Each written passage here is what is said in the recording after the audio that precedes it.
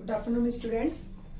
Carbohydrates में हम पढ़ रहे थे फ्रक्टोज के बारे में, और फ्रक्टोज के बारे में हमने पढ़ लिया था कि उसमें कितने, अगर उसमें कितने OH समूह हैं, कितने हैं उसमें कार्बोनिल कंपाउंड समूह, कार्बोनिल ग्रुप समूह हैं। मतलब हम उसके जो स्ट्रक्चर है उसका इलस्ट्रेशन कर रहे थे। अब हम इसमें नेक्स्ट पॉइंट पढ़ेंगे कि कार्बोनिल समूह जो CO समूह है, CO समूह C2 पोजीशन स्थिति पर है, ये पता लगाना। C2 स्थिति पर होता है, इसके बारे में पता लगाना है। तो देखो, इसके बारे में अगर हमें पता करना है तो हमें क्या पता करना है इसमें कि C2 पोजीशन मतलब फ्रक्टोज में, ये है फ्रक्टोज,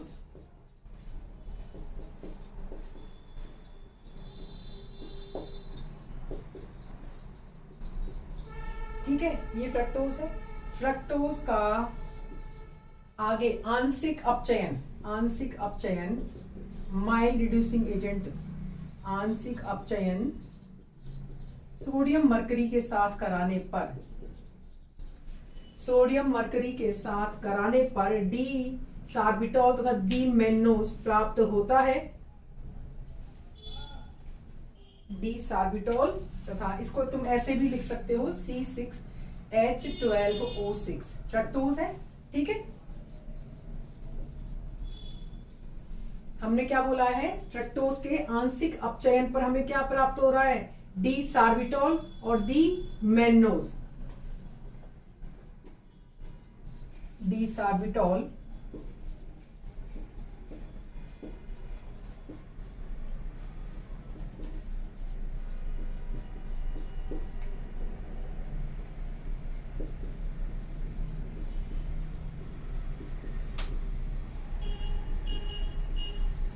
ये है डी सार्बिटॉल,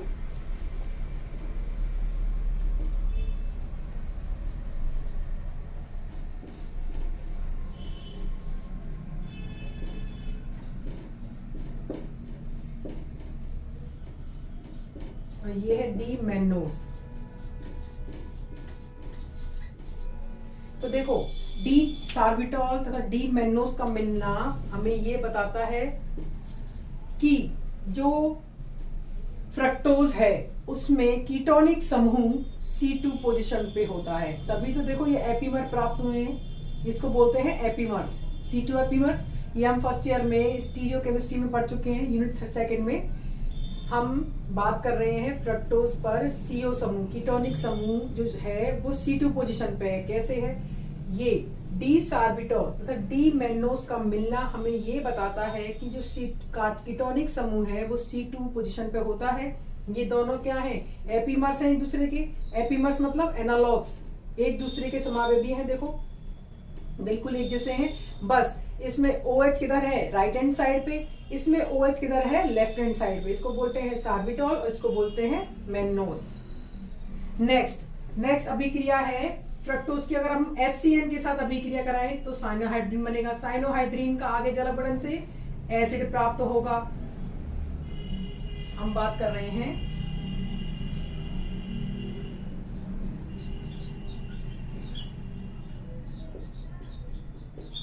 दूसरी अभिक्रिया, CO समूह की अभिक्रिया C5H12O5। हमने CO समूह अलग से लिख लिया है, सेम ग्लूकोज की तरह अभिक्रियाएं हैं।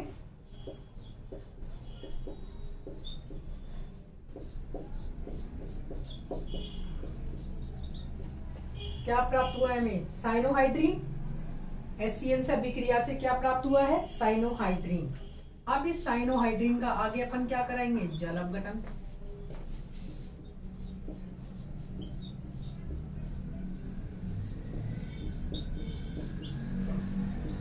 CN जल अपघटन पे क्या देता है, COOH, हाइड्रो आयोडिक अम्ल से। अब इसका आगे अपचयन करा देंगे HI से अपचयन से 2-मेथिल हेक्सेनोइक एसिड प्राप्त होता है।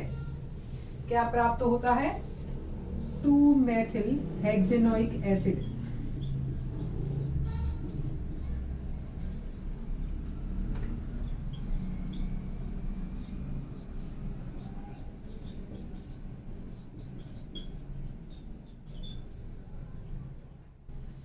इसका नाम है 2 मेथिल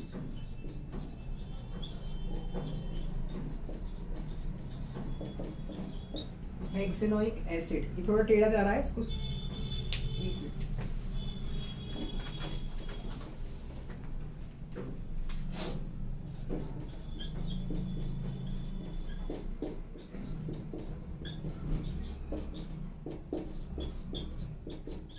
ये 2 मेथिल हेक्सेनोइक एसिड।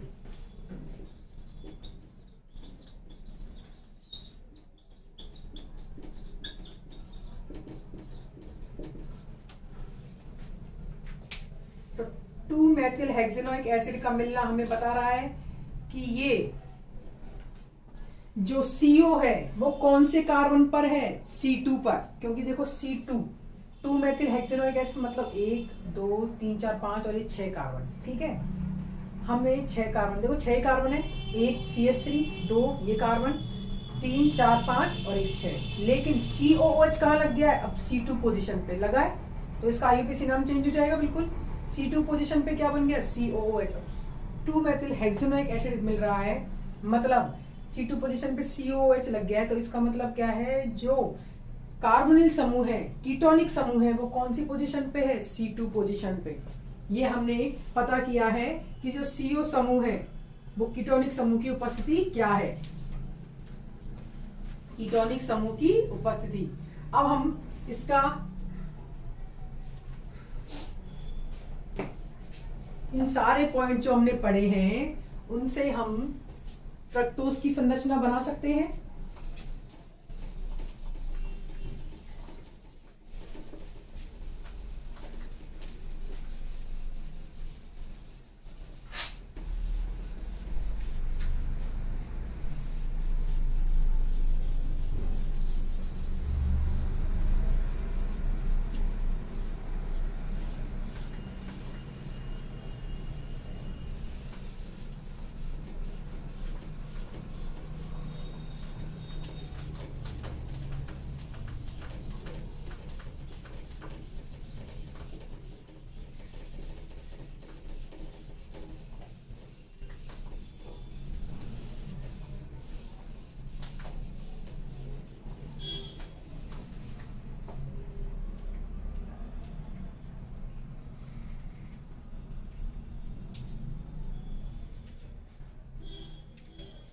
फ्रक्टोज की संरचना कैसी हो गई, सारे पॉइंट्स जो हमने अभी पढ़े थे पिछली क्लास में और आज, तो उससे हम फ्रक्टोज की संरचना बना लेंगे। ये है फ्रक्टोज,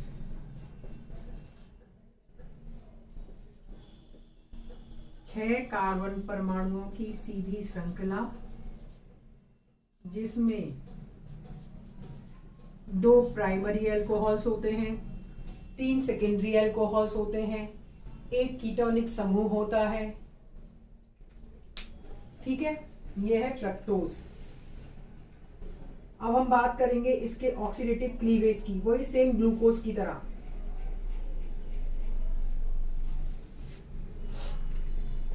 ये है फ्रक्टोज 1 2 3 4 5 और 6, ये है फ्रक्टोज। ठीक है, हम बात करें अब इसके ऑक्सीडेटिव क्लीवेज की।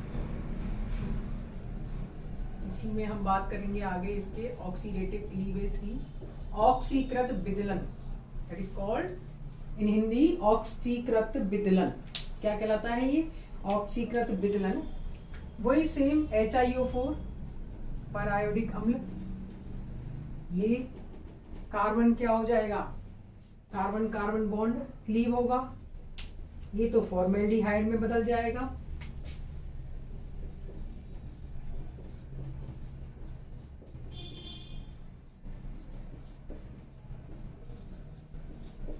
और ये टर्मिनल CHO में बदल जाएगा प्लस, ये लो।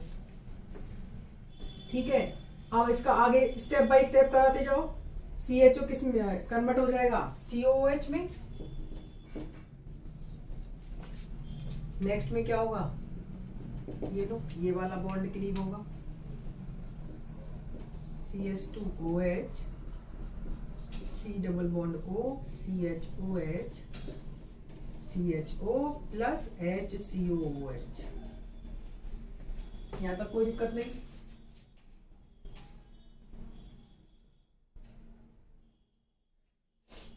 नेक्स्ट सेम,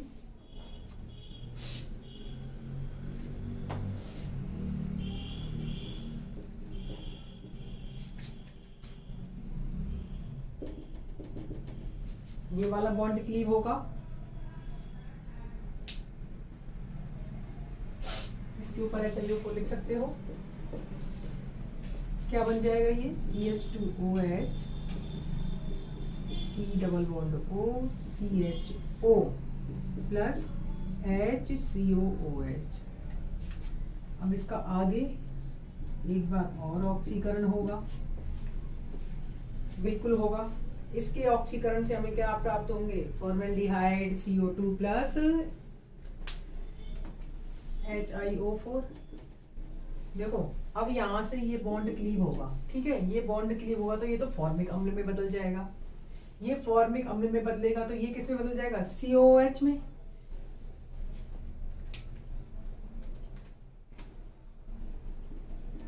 CH2OH, ठीक है, और ये किस में बदल गया, COOH में। लेकिन ये ऐसे नहीं होता क्योंकि देखो ये कीटोनिक है, ये कीटोनिक समूह है। स्टेप बाय स्टेप तुम कर सकते हो। लो प्लस HCOOH, ये आगे ऑक्सीकृत, ये वाला ऑक्सीकृत होकर क्या बनाएगा, HCHO प्लस CO2। तो ये वाली स्टेप और ये वाली स्टेप एक साथ चलती हैं। क्या बोल रहे हैं हम, ऑक्सीडेटिव क्लीवेज में 4 मोल HIO4 काम आता है। कितने मोल, 4 मोल ऑफ HIO4, ठीक है।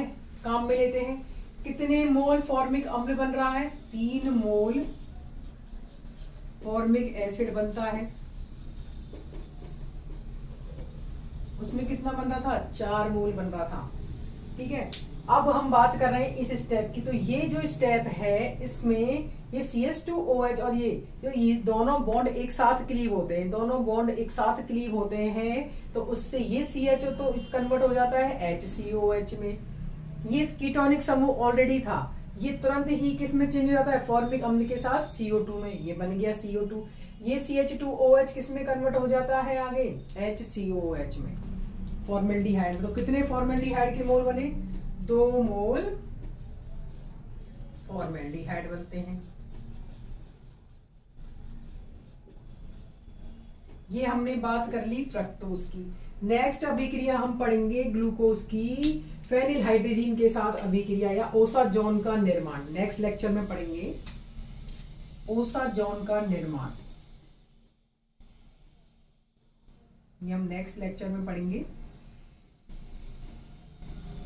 आज हमने पढ़ी है कीटोनिक समूह में CO समूह सेकंड पोजीशन पे होता है, इसके बारे में कीटोनिक समूह की उपस्थिति, ठीक है, कि कीटोनिक समूह इसमें है या नहीं है।